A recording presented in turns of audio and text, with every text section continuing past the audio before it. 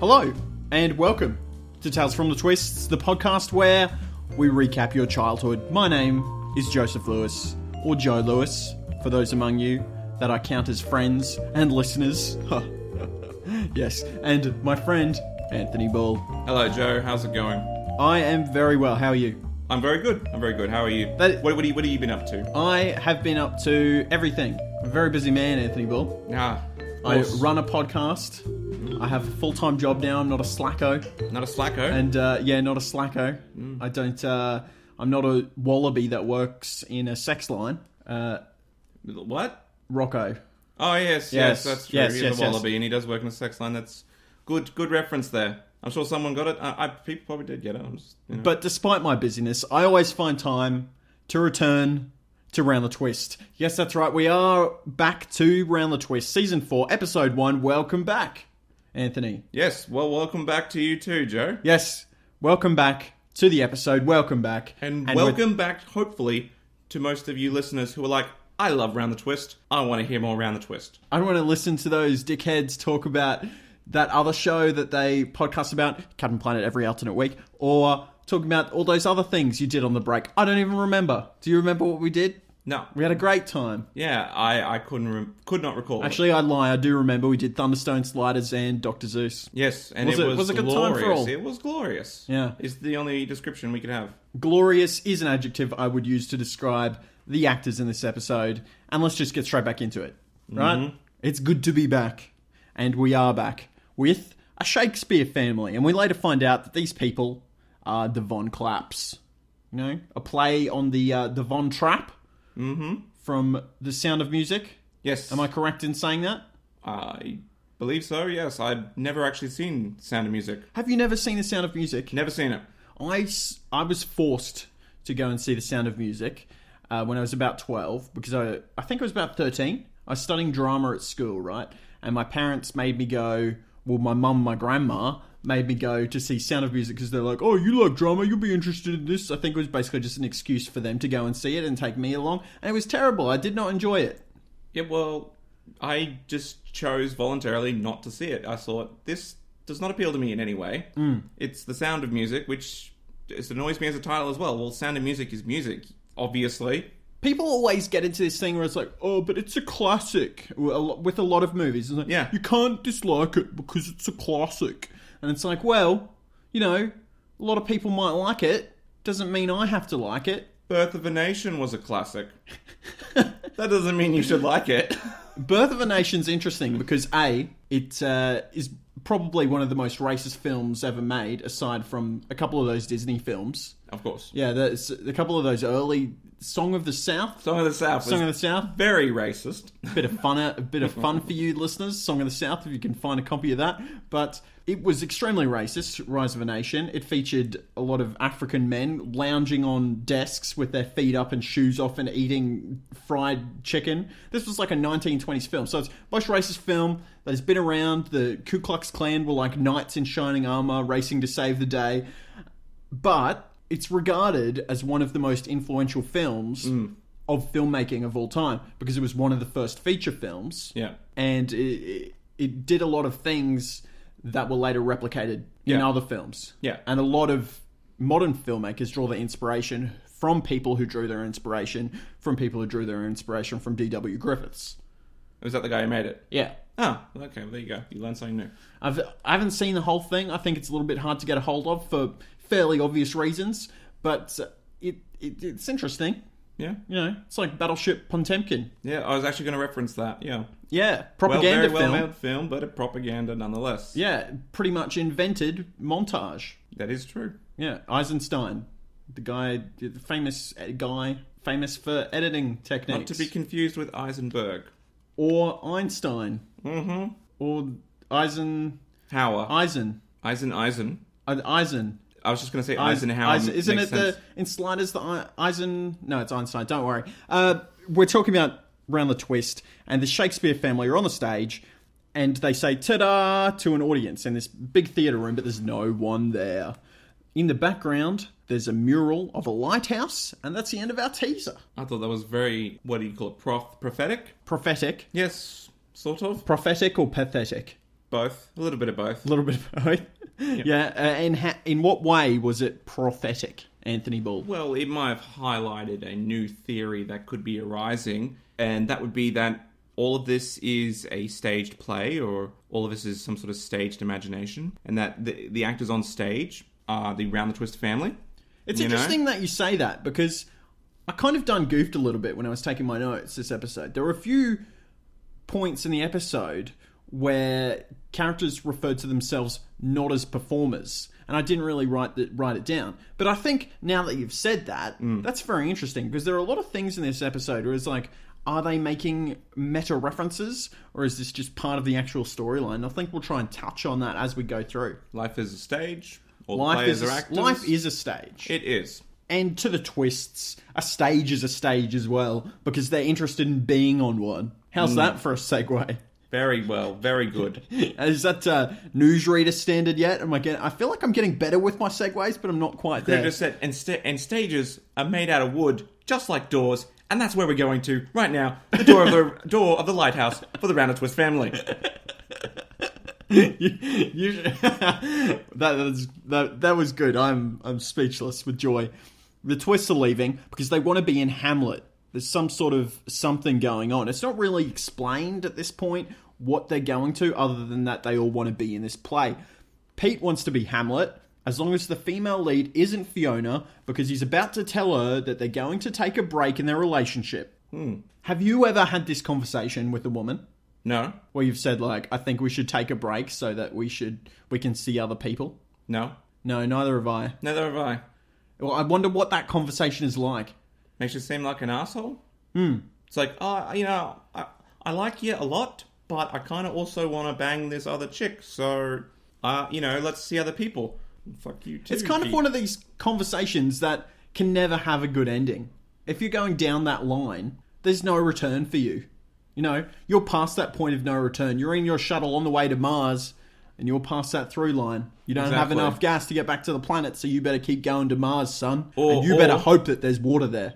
Or you take your helmet off in space. Why would you ever want to do that? Because you're so far away that you'll use up all your fuel trying to reach me. What? Fuck. It was a mission to Mars. If it's from Mission to Mars. What are we talking about now? You're talking about a mission to Mars. I'm talking about the movie Mission to Mars. Okay, I've not seen the movie Mission to Mars, and let's not talk about it. They're getting into the car in the back of Tony's ute. Did you notice if there was the greenie sticker on the back still or not? Well, I find it very hard to see these stickers because I watched this on my phone while heading into work. You're letting me down. Literally, your one job on this podcast is to tell me the status of the green sticker on the back of Tony's ute. I do believe they're probably not there because they weren't there last season, and this is only, 1 week? Oh, sorry, not 1 week, 1 year after the last season. So Something I am amiss not to have pointed out, but the twists. It's the same cast. For the first time ever, the Round the Twist family, or the Twist family, are the same as the previous season. Usually, there's a total cast change. Yes. Aside from one or two. Usually, Snapper is the same, and Nell is sometimes the same. But in this season, the only change that I noticed so far was Snapper. And we'll get to him. So pretty much everyone is the same. The same Nell that doesn't really do anything. The same Pete, who is whiny and annoying. The same Bronson, who is... Whirly penisy. Whirly McPenis Stein. The same effeminate Mr. Twist. Yep. And the same CFA, firefighting volunteer Faye. And you forgot Linda. Yes. What do you say about this Linda? She's very much a non-entity. She's very strong and... I guess passionate. Yeah, there was that one action movie episode last season. Overbearing, some would say. A little bit controlling. What do you find her controlling, Anthony? Is she threatening your masculinity? Yes. Yeah, you should check that privilege. Exactly. And your heteronormative bias. And Bronson said that he wants to be Hamlet too, because he can learn big words and stuff. And Pontillo, who's written in with Pontillo's pontifications, welcome back, Pontillo.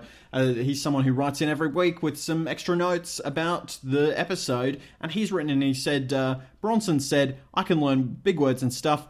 You're just pre-digested about kids. And Pontillo thinks that he means prejudice. Is that the correct word? Yeah, I'd say so. Prejudicial might be another word.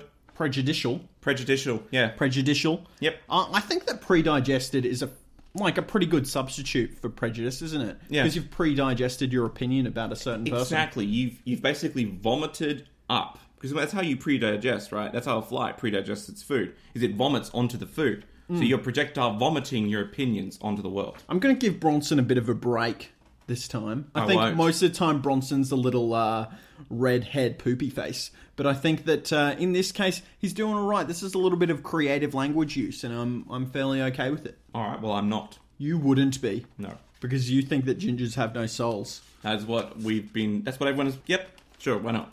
Gribbles arrive at the theatre. Okay, the Gribble gang are all intact. Everyone's the same actor as before. And Big Gribble is a major sponsor of this play. And he wants to be the star. He wants to be Hamlet, star of the show. And Rabbit says, you should be that old guy, King Santa Claudi, which apparently is King Claudius. Are you familiar with Hamlet? Did you? Yes, familiar enough with it. Yes. Yeah. What Yes. were you going to say? Well, what did he actually honestly say? Santa Clausi, or did you just read your notes wrong again? I wrote down some stuff. He says something like Santa Claudi. Oh, okay. Well, He's making a Santa Claus reference, basically. okay. What fair did you enough. think that he meant? I thought he said just Claudius. No, he said Santa like Claudi. Okay, well, I don't know. Santa Claudius then. Like he delivers presents and also kills you. No, Yeah. he kills your father. Okay, Yeah, that's how it happens. but not your mother. No, he marries your mother. And Matron says you can't be King Claudius, as if you could be a bad guy. And the whole gang laugh, because isn't that absurd? The idea of Gribble Senior being a bad guy, it's just not true. We all know for a fact that Gribble Senior demonized by this show. There's some strong media bias against Mr. Gribble. They just don't like his ideas. He's a well-intentioned capitalist, and as far as I'm concerned, he gets a bad run. And you know what? What? He wants to build a wall. Some ghost heads appear in a pillar next to the Gribbles, and it's the Von Clapp family. And they just need one final curtain call because they're actors, and that's how these specific ghosts are going to be able to pass on to the afterlife. Could you imagine if they were terrible actors? They would be stuck in an eternal hell where they have to try to progressively get better at their roles, and they'll never get their applause. Apparently they're masters of disguise, so they're going to find somebody to copy to be able to pull this off. Because they have to be able to do their curtain call somehow. And they couldn't... they're not trapped in the opera house, are they? They're trapped in a theatre Okay. that was apparently burnt down. But then rebuilt. I've never understood the rules of rebuilding and building theatres. Because you're talking about Plato's ship. Yes, I am definitely talking about Plato's... No, it's not Is that Plato's the ship. right It was, guy? Oedipus's ship. Homer's ship. Oedipus's... Shakespeare's Was ship. it Homer's ship? No. Homer's ship. No. Somebody's ship. Somebody's ship. Who's the other? Socrates' ship? No, it belonged to an actual Greek hero. Ayn Rand's ship. Sure, why not? Ayn Rand's ship. It's not Oedipus, it's the guy. Which guy? The hero. Not Achilles? Jason. No, Achilles is the other guy. Odysseus. Odysseus' ship? Odysseus' ship. Yeah, that sounds right. That sounds good. to Yeah, me. so it is Homer's ship. It is Homer's ship. In a way. Yeah, sort of, yeah. If a character of yours owns a ship, Yes, then you technically own that ship by ship proxy. is remade a few times, gets new parts, so pretty much none of it's the same when you get to your destination. Does that ship belong to you, the author? Good question. Because we've discussed Odysseus' ship before. This is becoming convoluted. We've discussed that in the past, but does it belong to you as the author? So we've Is it the same ship? We've Does it discussed still belong to you? Odysseus' ship, but not Homer's Odysseus' ship. Yeah. As a character, okay. Sorry. Yes, go on. I'm sure this is important. No, it isn't important because authors seem to believe that they have a ownership of their own characters in the narrative sense, but their fans are also key contributors to the story. And you see this kind of happen where an author might want to make a change to the story, and everyone just flips the shit out. Yeah, this is what I was going to say as well. J.K. Rowling. No, go set a watchtower. Go set the Watchmen. Go Set the Watchman. What was it called? Are you talking about the follow-up to Kill a Mockingbird? To Kill a Mockingbird. By Harper Lee. Harper Lee, where it turns out Atticus Finch is a massive racist, and it's like, what the fuck? Okay, the interesting thing about... But I don't know. I did not read either, so I'm just coming in from another perspective. You tell me all about Go Set the Watchman. To go setting Watchman's on a hill, okay, Watchmen Part 3, is actually, interestingly enough, apparently, according to some websites, the biggest intellectual fraud of the current century. So it was actually a previous draft of To Kill a Mockingbird that they just relabeled as a prequel and sold, basically. That's what it was. Anyway, I find it very interesting, that thing that you've brought up. Do these characters actually have... do you as an author have ownership over characters that you've made in something that has been released to the public and enjoyed by the public? Do they have a different ownership of it than you, or is that ownership just as valid? Because if we talk about Around the Twist, right, it's kind of interesting. Because Paul Jennings is this guy who wrote a lot of books. Yes. He wrote short stories. There wasn't a lot of follow through with the characters, but these short stories... These ideas of these short stories were rewritten as part of the TV show. And then Paul Jennings had contributions in the first 2 seasons and not really in the 3rd and 4th season. Does he have ownership over these characters? Bronson, Pete, Linda, Mr. Twist? Or does that ownership lie with Espen Storm, who we're coming to realise was the greatest, creative influence on the characters in the TV show, because he was a director and an actor and a writer in some of the episodes, and then he leaves Around the Twist as well, because he died. Yes. And now, where do we come in as listeners? This is becoming convoluted. I can't keep up. Potentially nobody owns these characters. It's like the whole big scandal when J.K. Rowling came out with that Dumbledore was gay. Yeah, I didn't see that. She said, Dumbledore was always gay, and then people were like really mad because they felt they had ownership over the character, and they said, my version of Dumbledore is not gay. You're just a massive, social justice warrior, J.K. Rowling. Don't force your opinions on me. I refuse to believe that's canon. Well, I sort of agree, because I don't know. It's not really clear. It's like, are we talking about Harry Potter right now for a sec? Yeah. Apparently it's gay? Okay. What? I didn't see it. I did not see it is the best thing in the story. It wasn't clear as day. It was like, oh yeah, I guess he's kind of gay. It's not like, oh, is he gay? I don't really know. It's like, oh, he's gay, by the way. That's why you don't see him with anyone. It's like, so is being gay in the magical world considered really bad? Taboo? Because it seems to me, this is just me saying, that those people who had magic were shunned by society. Yeah. Don't you think other people who have been shunned by society, like gay people, don't you think they might have, had some common ground?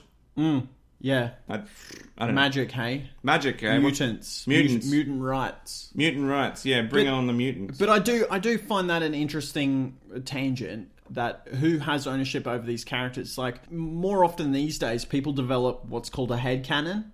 Yeah. A canon of a franchise that they choose to believe other than what's specifically laid out as canon. Yes. Like, one of the most recent examples is with the Star Wars movies, when they went through and basically said everything in the extended universe, so all the books, all of those shows, they were no longer canon because they were going to be replaced by the new movies, which are going to have a different continuity to all these grand and wonderful things that people loved from the books and whatever else. Yeah, and people were just like, oh, I'll just make up my own canon, because they've been doing that for years with The Phantom Menace. Those movies never happened. Yeah, in their mind. That's a good example as well. Most people don't count the first 3 films as part of the canon of Star Wars. And interestingly enough, the filmmakers of the new trilogy are kind of choosing to leave it ambiguous whether those events actually happened or not. Because they don't want to upset fans. Yeah. Because they were terrible movies, let's be honest. Inside the theatre, Gribble opens the audition process, or it's not really audition process, it's the presentation of roles. Yes. I don't know why this was a ceremony. This whole business is a little bit confusing. And the new Snapper is declaring the show as a tribute to the Von Clapps who died. Snapper announces the cast. Hamlet is going to be played by James Gribble. The King and Queen are going to be played by Matron and Gribble. And Ophelia is going to be played by Fiona. Bronson, however, is going to play a kangaroo. Yeah. Yes. Well, that's powerful addition. I can see what the director's really put in there. The director says that he wants to add a kangaroo to make it an Australian edition. Is this a shot at Espen Storm for the way he carried on in season 3? Are they saying that after Paul Jennings left, Paul Jennings being referred to in this place as Shakespeare, yes, Espen Storm being Snapper, he introduced a whole bunch of weird and wonderful things last season.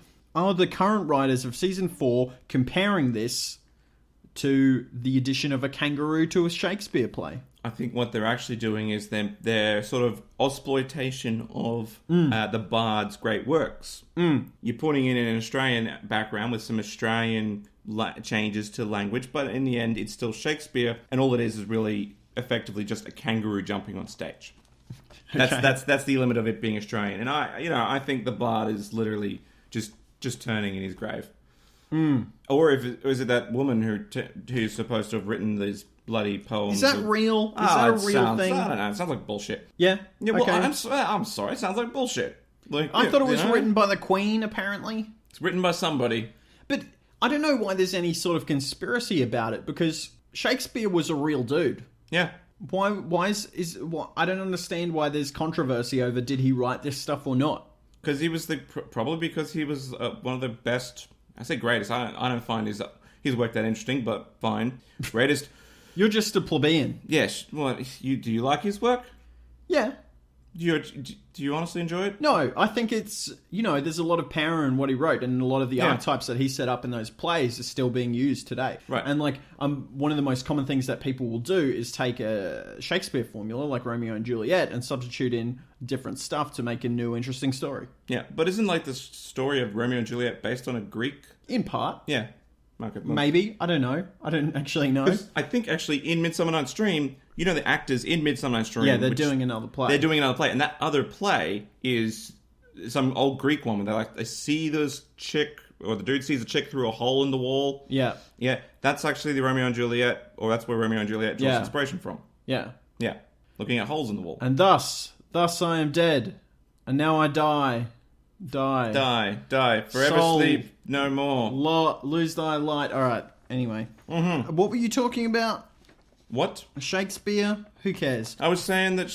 I don't know. We were saying that Shakespeare didn't write his plays, or we were saying that he did. You were claiming that Shakespeare didn't write his plays. No, I said Shakespeare wrote his plays. Because you're saying that you did it. You, Anthony Ball, went back in time and did it. I wrote those plays. That's why every second word says and and I don't know. Fuck it, whatever. Faye feels sick, and the twists all storm out because they can't believe that Gribble's sponsorship of the play has allowed him to basically cast it with his own family. Everyone leaves except for Pete, who is a wussy as always and promises to meet Fiona outside for a bit of a rendezvous in which he will dump her. Yes. The Von Trapps prepare to possess the twists outside to do their final performance. I wrote down possess, even though they basically just shape-shift into them. I wrote possess as well, so... Well, what else were we supposed to think? There was a possession episode before. They've stolen their soul. I didn't know that the ghosts in the Round the Twist episode could appear as actual people. I thought they always had to have that see-through layer on them, unless they were possessing someone, or a scarecrow. Well, these are special ghosts, don't you know? Yeah. They're theatre ghosts. So they can act? They're good at acting? They can make themselves look like they're not ghosts, I guess. And Pete, he prepares to dump Fiona, and he says, I think that this isn't fair on you. You're not having relationships with other people, so you don't know that this relationship is the best relationship. And he says, if you love someone, you should set them free. And Fiona is very unimpressed. Well, not very unimpressed. She's just kind of minorly unimpressed, and she just walks away. She's like, yeah, okay, whatever. Yeah, well, Pete is a sook. He's a bitch, and I wrote he bitches like a whiny bitch. Yeah, and he gets really upset, and because he says, I think she just wanted to dump me anyway. And this guy, jeez, yeah. Louise. Yeah, what a Fiona, guy. You can do better than this guy. How better? There's not a lot of people in this town. Well, at least, oh, God, yeah. James Gribble? No. Anthony, I don't even know about Anthony. I mean, is he even... He was in this episode. He was in this episode, and he actually was not Didn't look too what bad. does he add? What does he add? He doesn't add shit to the episode. You know, or any of the episodes at all. Any episode ever. Yeah, I think the Anthony inclusion is really dumb. I think Pete should have just been Anthony. Yeah. Well, I know why he's there because he's, a love interest for Linda. No, but he's also there because he can come up with, I don't know why they didn't use it Why? as much. Theories about what's Theories, happening. explanations, and ways out of the story. How can we get this? I know. Let's put those jumper leads together and with all the car batteries, and then we'll create a ring magnet that attracts lightning. That was weird. Yeah, that was weird. That was weird But none of us would believe weird. it unless there was some brainy scientist kid who's like, oh, I can do that. The Von Clapps transform into the Twists instead of possess them, and then in costumes, they rock into the theatre and introduce themselves as themselves. The Von Clapps are not the Twists. So they look like the Twists, but they're actually saying that they're the Von Clapps. And Snapper, he loves it, because of course he would. Even new Slapper. Not old Slapper. Old Slapper. Slapper? Who comes from the 1920s. Yeah. And Pete makes up with Fiona, and she swoons. Because this is not Pete at all, this is Patrick, whatever his name was. Patrice. Is Patrice a good name? Would you name your son Patrice? No, I'm not French. Couldn't get away with it. If his name was Patrice Trudeau or Lebrun or Colbert, I can't think of any other names except for famous people I know. Yeah, Patrice Colbert, that's fine. But Patrice, my last name, Anthony Bull, I already said on his podcast. Patrice Bull. Patrice Bull. That just makes... It's like, Patricia Bull? No. Kid's gonna get... Patricia Bull would be okay. Yeah, that'd be fine. But why would you name your daughter Patricia? Because that's not a good name. I don't like Patricia either. I'd name my child Asparagus and... Asparagus Jones is a great name. Asparagus Jones and Lentil. Rufus? Would you name your child Rufus is a pretty great name. Rufus is an awesome name. Barnaby, the Bronson double... Barnaby, better name than Bronson? No. No, you like Bronson? Well, one reminds me too much of the Deputy Prime Minister. Barnaby Jones. Yeah, Barnaby Jones. Joyce. Barnaby Jones. Barnaby. Is he Vice Prime Minister? Yeah. Really? Yeah. Oh, I didn't even realise he was in that party. Isn't he an independent? No, he's in the National Party. Who's the guy that's the independent? I don't know. Politics, hey? I can't keep up. Who are you is Nick Xenophon? No. Which one are you Barnaby thinking about? Joyce. You thought... Okay, he used to be in the Senate. Yeah. Now he's in the federal parliament as an MP. And then Malcolm Turnbull named him his deputy MP to keep the Conservatives just to shut... Happy. Yeah, just to shut them up. Yeah. Because if you keep the top dog of the National Party as the deputy premier, Prime Minister, he can't say much. Because he's in an official role. He can't say all those wild things he used to say. And keeps them under check. Yeah. Check, double check. Barnaby does some flips in Bronson's body, and he apparently will be an amazing kangaroo. Yeah, well, he's a professional actor, and Bronson is just going to hop around on stage and go, hop, hop, hop, and I'm a kangaroo, and do what kangaroos do, which is, I guess, hop and poop. Would you be insulted if you were cast as a kangaroo? Yes. Why? Do you think you're so much better than that? There's no small roles, Anthony, only small actors. I wouldn't want to be a kangaroo in Hamlet, because I just say this doesn't make any sense. It's stupid. Why is there a kangaroo? Like, if it's kangaroo, then who is Hamlet? Is Hamlet now just like, I don't know, is it like an Australian one where it's like it's actually crime bosses or something? That's fine. Or I don't know, maybe make it an all Aboriginal cast and it's actually like Aboriginal chieftains or tribes or whatever. But no, it'll be set in bloody England again, and that'll just be this kangaroo just pops up on stage and goes, "Hi, this is the Australian part of the segment that gets us the 5%, so that it shows on Channel 10, so that we can get our grant money." Yeah, we get funding. We get funding with this kangaroo. That's probably not far from the truth of what happened. They were probably like, we need more Australian content around the twist, and so they were like, F it. Fuck it. Bronson's a kangaroo in Hamlet. Done. There we go. It's like have you seen Wolf Creek 2? No. There's just this one scene where there's literally just kangaroos hopping for about 3 minutes. That's and then lazy. You go, there's that Australia funding money. Screen Australia are at work there. Good job, guys.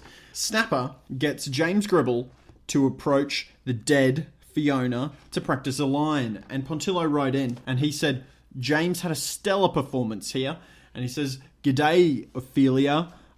My heart is yearning and my bum is burning. Very good. What does it mean to have a burning bum? It means, I don't know. It means that from your mouth or your head right down to your bum, you burn with love for someone. I thought that person had just inhaled like a jalapeno or maybe a habanero. Well, it's going to come out.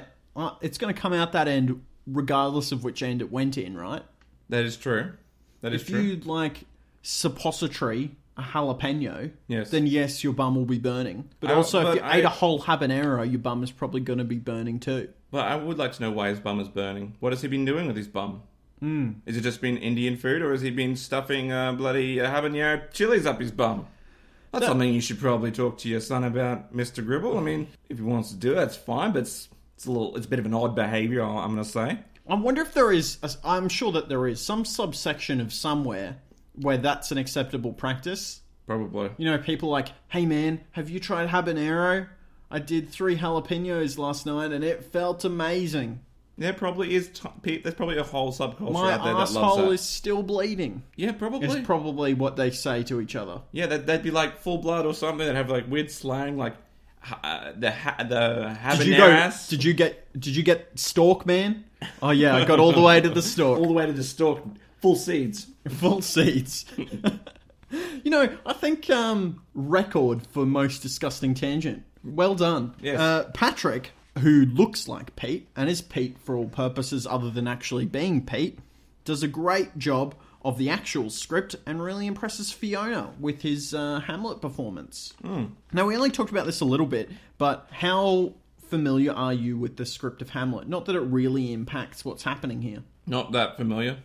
I don't think I've ever read Hamlet. All I know is Hamlet's father is killed by Claudius, and Hamlet then goes and kills Claudius, and then he kills himself or something, and then they all die in the end, right? It's Father Issues, right? Father Issues, the play. Yes, it is. And it's kind of funny that almost all of them die in Hamlet. Everyone dies in Hamlet. And it's going to be played by ghosts. Maybe that's what they were getting at. The only Hamlet thing that I know was Last Action Hero. That's Hamlet, right? Where Arnold Schwarzenegger holds up the skull. He does play and out. He's like, to be or not to be. Not to be. And then it explodes. There's a castle exploding in the background. Yeah, and he has a big gun and he's shooting everything. Yeah, that's the best part of that movie. Yeah, it is. Last Action Hero. Good stuff. Patrick has been cast as the new Hamlet because he did such a new job, because Snapper loves him.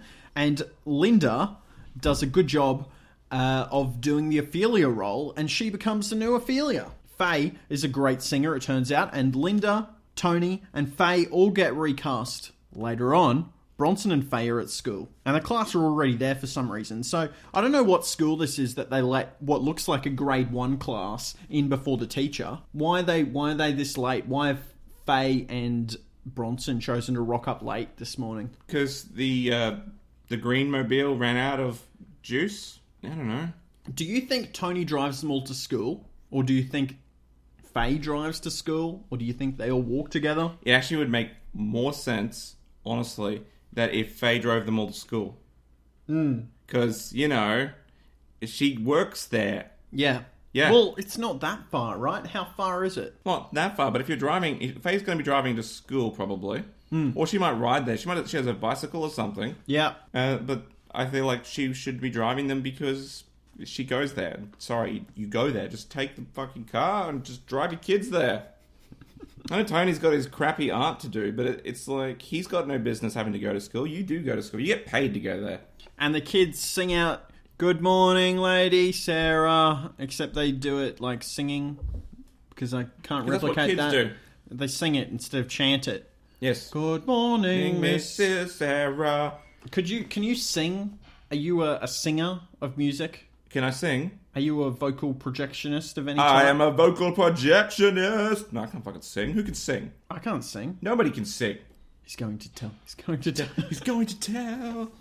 Right. I wanted to talk about how kids do that thing. Rant incoming. Yep. Okay, here we go. Not really. I was just going to...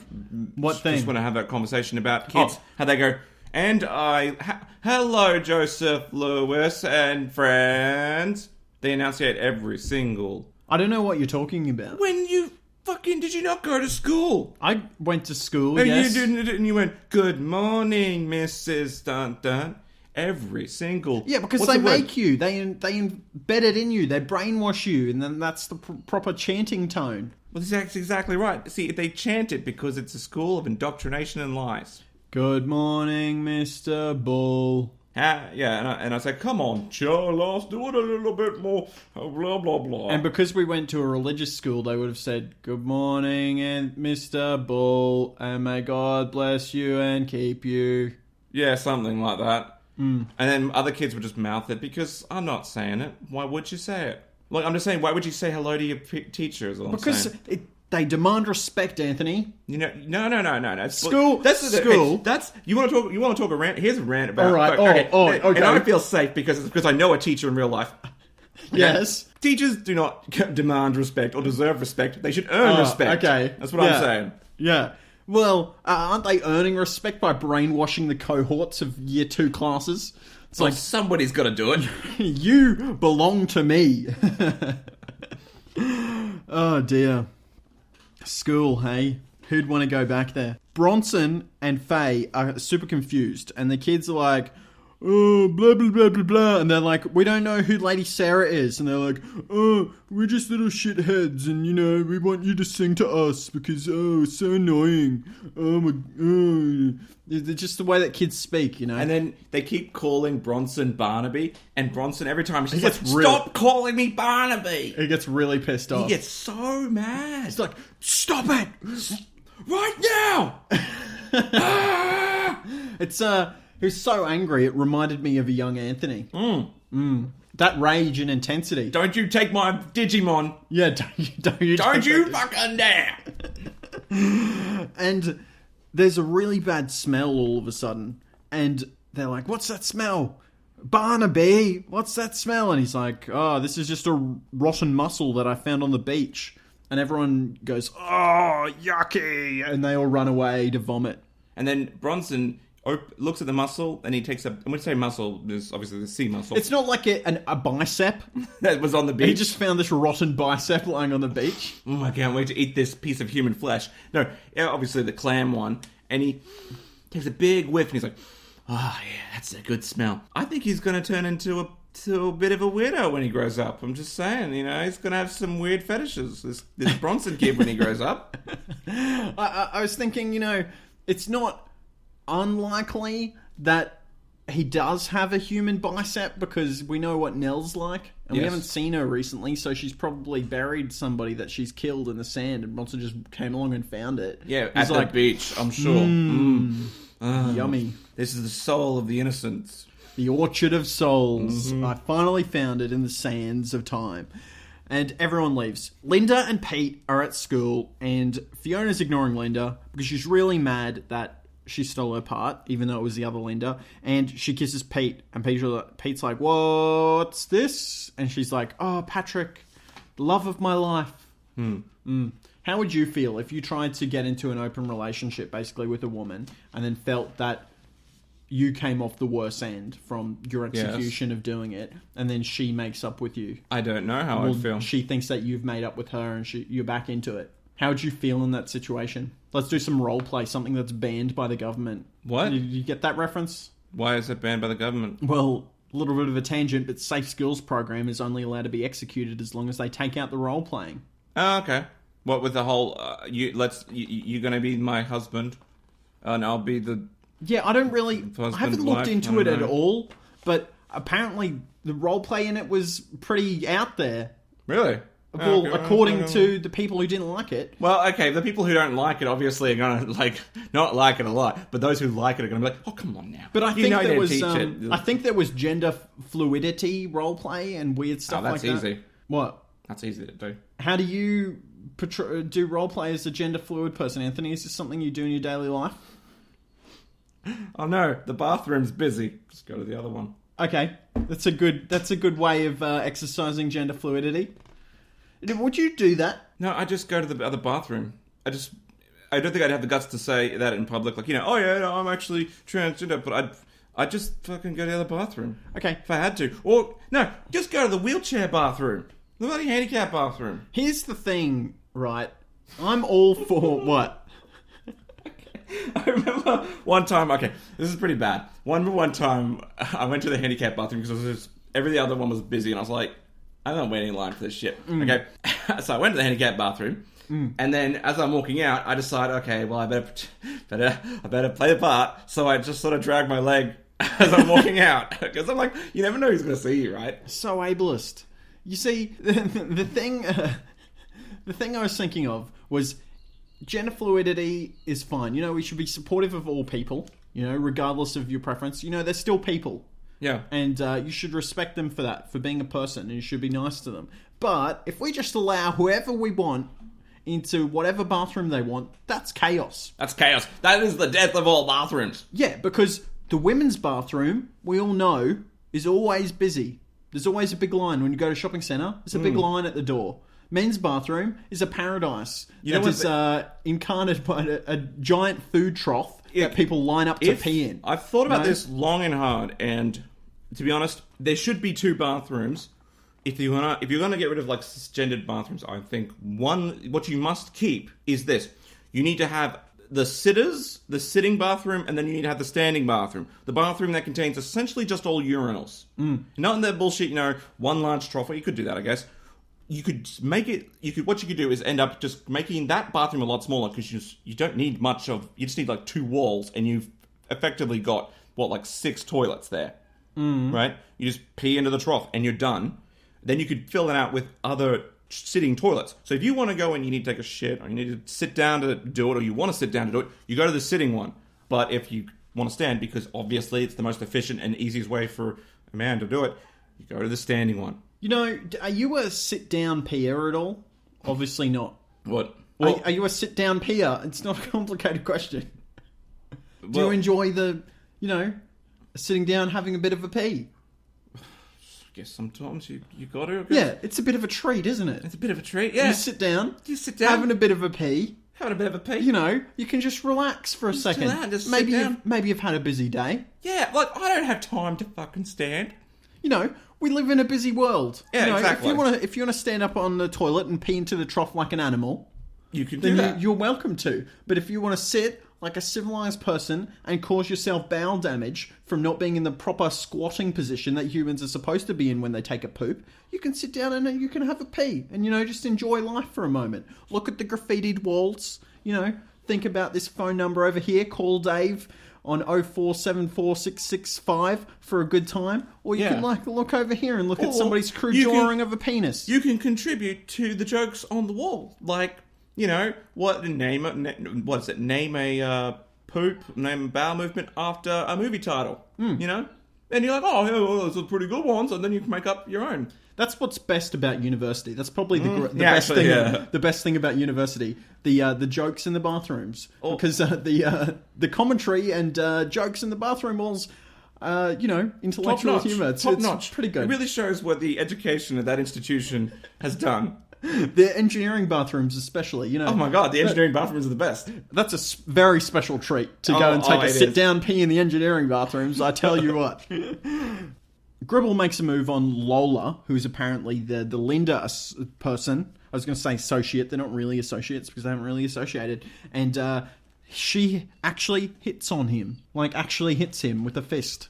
Yes. Not just I think you're looking pretty good today. And Snapper loves Lola and Patrick and touches them inappropriately.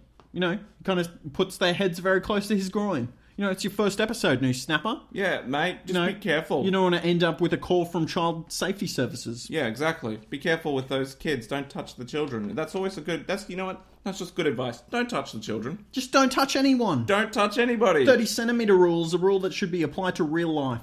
Why not?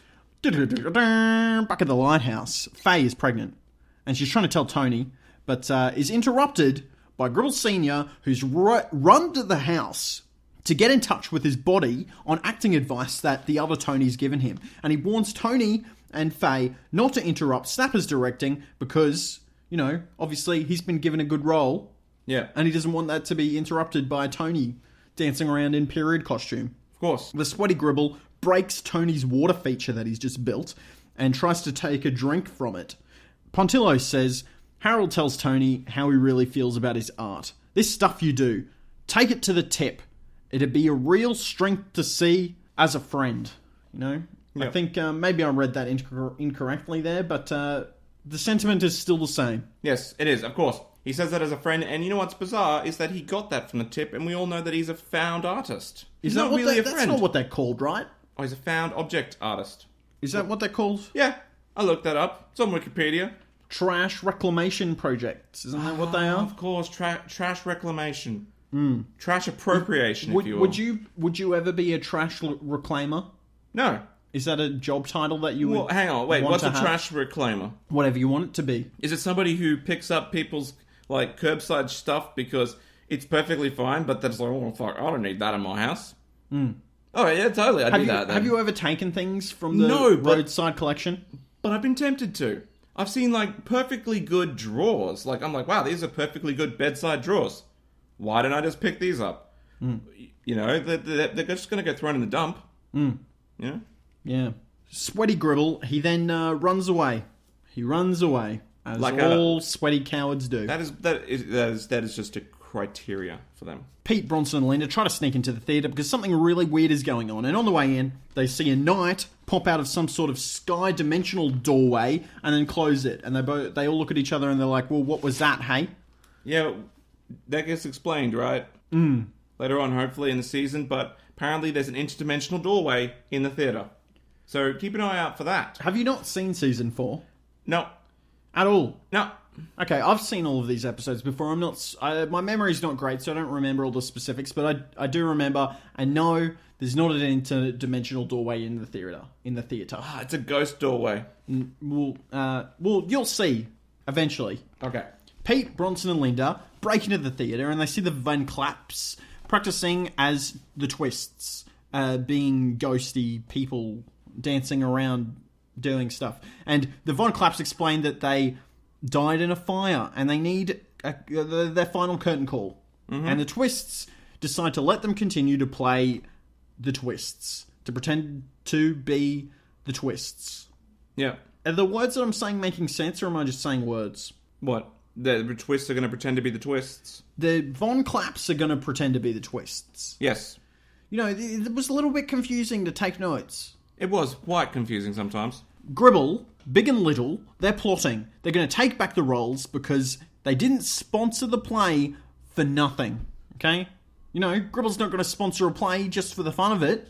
Yeah. You know, the arts have to mean something. You know, as all good capitalists should think, you know, money's not nothing. That is true. Is this a commentary about the producers? Even though technically it's the ABC, which I don't know how much the producers of the ABCs come down on their artists to produce work. But it might have been at this time that the producers were coming down on the writers and the director to, you know, to push it a little bit harder. Yeah. You know, deliver something a little bit more greater commercial value. And they've just incorporated this idea into the story. Yeah. The Gribble family, they're preparing for their evil plan. They're in costume now. And ghosts, Pete, Linda and Bronson, Patrick, Lola and Brunectity, they appear and they've got their heads sticking out of a wall. And the Gribble's like, oh, how'd you do that? And they're like, oh, listen, we'll show you. Come in here, lock yourselves in this room and flush the key down the toilet. And then they run through the door, which obviously the Gribbles can't do because they're not ghosts. But the Gribbles don't know that. And the Gribbles try to do it, and they hit the wall. And then the ghost people leave. And then the Gribbles, they get released like a couple of weeks later, and they're only skeletons. So they really are ghosts now. They do make their way out later in this episode. They do. Ghost, Pete, Linda and Bronson, they run away, and then they turn into the Gribble gang, all three of them, and they summon the real Pete, Bronson and Linda. I don't know why it was necessary to turn into the Gribble gang before they actually spoke to Pete, Bronson and Linda. I don't know why because either. They had to turn back into themselves to be able to say, oh, hey, look, it's us. They should have just said, hey, look, it's us, and then said we need to play these characters, because I also didn't really understand for a little bit. Like, why was that necessary? Yeah, why was it necessary they need to play the characters? And I was like, because they've locked the other characters away. And I was like, well, why can't, Pete and Linda, why can't they just fill the roles of the Gribbles? Were the Gribbles even in the show? Yeah, they were. Uncle Claudius and Matron's role. No, I mean like the Gribble gang. Yeah, they were, but they were small, small bit parts. But that's the thing; they were small bit parts. So I don't understand why were they playing as small bit parts. I don't know. Why man. would the professional actors say, you know what? We're going to let you, the non-professional actors, we're going to let you do the hard role, and we're just going to do the bit players. Snapper announces the start of the play, and he sees Tony and Faye leave, and because Faye's sick. She still hasn't told Tony she's pregnant, so she's getting morning sickness a lot. And Snap panics, and he runs backstage, and hilarity ensues as he runs between the real Faye and Tony and the fake ones, and eventually knocks himself out by running into a door. He's just so surprised. The Gribbles can't get the key, and as Pontillo has written down, Rabbit grabs something with his hand in the toilet, and he says, "It's not the key." And Pontillo says, "I found that pretty funny," when it keeps coming back to him with his hand stuck in the toilet. Because he's trying to grab shit. Oh, sorry. I just shouldn't have... And it relates actually earlier to his, my bum is burning, maybe. That was the other guy whose bum was burning. Yeah, well, where do you think he deposited his burning bum stuff? You know, that is a very disgusting thought, because I don't know if you're familiar with how your poo gets after you've eaten lots of spicy foods, but if you were grabbing that, I don't think that would be a pleasant experience. No, it would not be. Grabbing anything like that would just be disgusting. If we could rate nope. poos... No. on a scale of whether or not you'd like to hold on to them or not, okay? Let's rank food on a scale of whether or not you'd like to touch the resulting poo or not. Okay. If you had to touch a poo that came from a food. Okay. Weet-Bix. Would you... No. If you had to grab a poo, that you have to grab some sort of poo, would Weet-Bix be your first choice? A Weet-Bix poo? No. Okay. Jalapeno poo? No. Steak poo? Water. Water poo? Water. Water? Nothing but water. All I've drunk is water. It has to be a solid. Okay. Otherwise, that's just urine, isn't it? Ice. Has to be a consistent solid. Okay. Has to be a food, Anthony. Okay, no, I know what I'll have. Mexican. Yes. Italian. Italian water. No. Would you grab like a big plate of pasta poo? No. But you've got to grab a poo. I'm not grabbing shit. You know, somebody's got a gun to your head and they said, you got to choose a poo to grab, mate, or I'm going to... No, that's different. That's a different story, okay? Because now I would grab whatever produces the hardest one so I can use it as a weapon. This is what I'm saying. No, you're saying which one would you have to grab? Now you're talking about bringing a guy with a gun to my head. Which poo... There's a guy with a gun to my head, right? There's a guy with a gun to my head. Okay, now he's got a gun to my head. All I got to know is I've got to get something I could grab to use as a weapon. What food produces a weapon poo? Bullets. What... You eat bullets. He's just gonna... You can't eat a bullet. A bullet is not a food. Razor blades. Razor blade is not a food. I don't know what grocery store you're shopping at, mate. Tiny little pieces of iron. And then you get like a massive one and you just smash him in the face. And he's like, what is that? The iron condenses in your bowels and you just shit out a big brick. Yeah, exactly. That's the term, shitting bricks. And then you smash him in the face with the bricks, you steal his gun. And then you make him grab poo. Sensible. That's the best strategy. Eating iron ferrite. Eating what? Iron ferrite. Okay. Snapper is panicking, and the Gribbles, they still can't get the key. Rabbit's got his hand stuck in the toilet. And Faye outside is trying to tell Tony that she's pregnant, but he says that he's so happy with his life at the moment, he doesn't want anything to change. So she decides not to tell him. Yes. She's got to tell him eventually, right? Yeah, yeah. She can't keep it a secret. She does. She certainly does. Unless she's going to have some sort of abortion. She could have a secret abortion. Okay. Yes. This is going to get a little bit over the line. Actually, let's not do that. Hang on. Let's do a fucking 10-minute talk about shit, but let's not talk about this. If a baby dies in utero, would that baby appear in the lighthouse as a ghost or inside the mother as a ghost? Okay, that's a good question. Is that over the line? In utero. What does that mean? In the womb. How far in the womb? Okay, well, anywhere from primal streak to popping out. Does the mother die? The mother has not died, no. The mother is still alive. Is this baby going to haunt the lighthouse or the mother? The lighthouse? Well, wherever they are. Or do you think that the external rather than the person? Because isn't the mother to the baby the house that the baby's living in? Oh, yeah. And the ghost would haunt their vessel of living, right? Maybe that's why you never see fetus ghosts. Because, technically, they haunt the womb. So only babies, like, in the womb So see him. the new babies are going to be like, whoa, What that, is this? man? What is this ghost? And it's like a ghost needs applause or something, but he can't get applause because they're babies or fetus eyes or whatever they are. Prenatal activity. Prenatal activity. There's ghosts in there. You know when there's kicking, that's actually baby ghosts. Oh, man. That just sounds terrible, doesn't yeah, it? it does. That sounds yeah. awful. You're an awful human being for I'm awful. bringing us down this fucking conversation. I think about things, and so I just have to say them sometimes. I remove my filter to do this podcast. They see Ralph and they think he's drunk, and Pontillo said that he thought he was losing his mind. Yeah.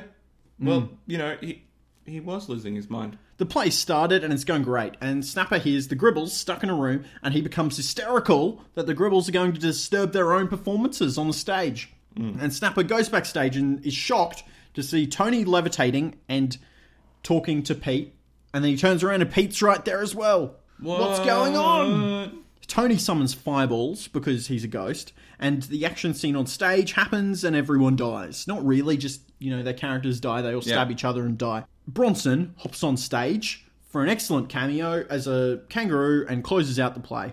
Yes. The Von Claps finally did it. They take their final curtain call as themselves, and then they disappear and get to move on to the next life. And the Gribbles rush on stage, but are too late.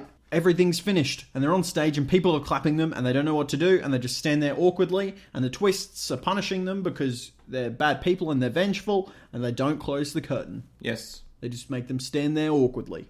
And that's the end of the episode. What'd you think? It was okay. It was okay. There were some things I wanted to bring up, such as who played Uncle Claudius in the original? What original? The Von Trapps. Well, there were 5 of them. I'm assuming there's other people as well. Oh, you think the other people that played these other characters are ghosts as well? Or what happened to them? Did Uncle Claudius set the fire? Oh. Right, because there's no Uncle Claudius. Well, who's Uncle Claudius? Right? Nell. Oh my god, it's Nell. I guarantee you that it's Nell Sands. It is definitely Nell Sands. You're on watch. You're on watch, Nell Sands. Yeah. What's she been doing this episode? She's trying to set a fire, obviously. She's like, damn it, these matches don't work. Strike 2, Revenge of the Nell. Exactly.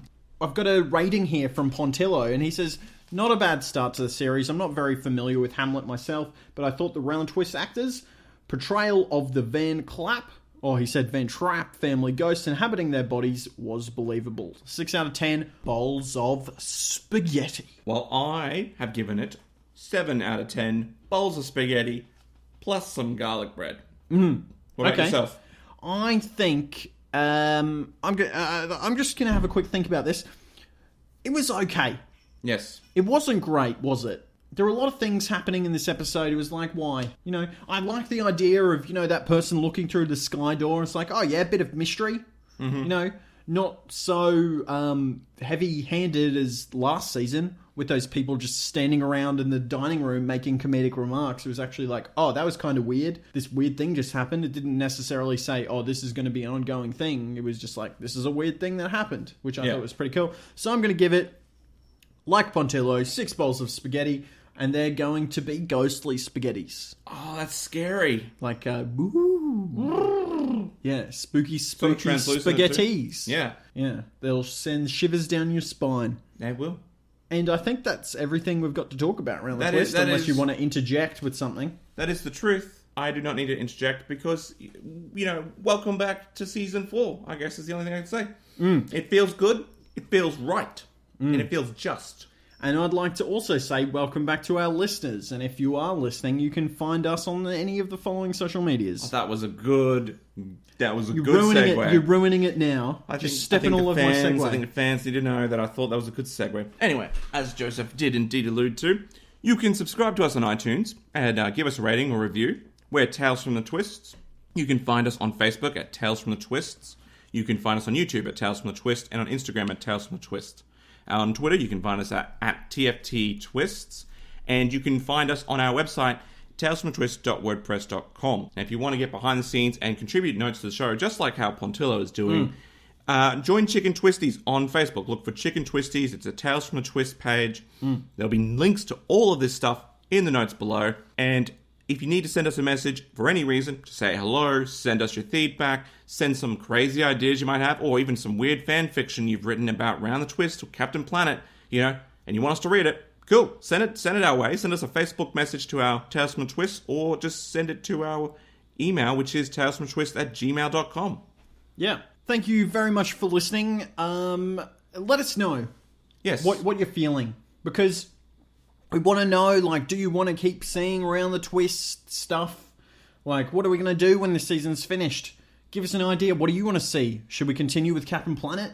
Should we do another TV show? Should we do something else completely different? Let us know. If you have any ideas, any thoughts, suggestions, send us your information on any of the platforms that Anthony just mentioned. Exactly. And if anything bothered you about this episode, if you didn't particularly like hearing about the consistency of poos, then let us know, because that's valid feedback too, and I'm sure we're going to get a fair bunch of those. Like that one from George the other day. Yeah, and what did George say, Anthony? George says, I don't like your show, but I like you, Anthony. And that Joe guy, he doesn't like gingers, and that really resonates with me. Is George a ginger? No, George is this white supremacist, and I said, mate, how did you know that he's a white supremacist? You see, because on his little display picture, right, he's got himself saluting with a Nazi flag behind him. I said, mate, you can fuck right off. Are you even allowed to have that on Facebook? I don't think you are, actually. I think you get banned automatically. So how is he not banned? Secret magic powers, man. Secret magic powers. Yeah, the powers of the secret emails, man. Exactly. I had one from George as well. Different George. Different George. Oh, yeah, okay. A different George. And this George said, hey guys, love the podcast. Keep it up. Can't wait to get back to Round the Twist, because I really liked hearing about that show. And, I like hearing about it too, because that's why I podcast about it. Exactly. And that's all we have time for today. My name is Joe Lewis. And I'm Anthony Bull. And next time we'll try and not have talk of ghostly uteruses. What is the right word? Uteri? I don't know. You too. What's the word? You too.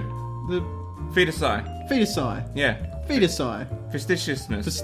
Stay twisty.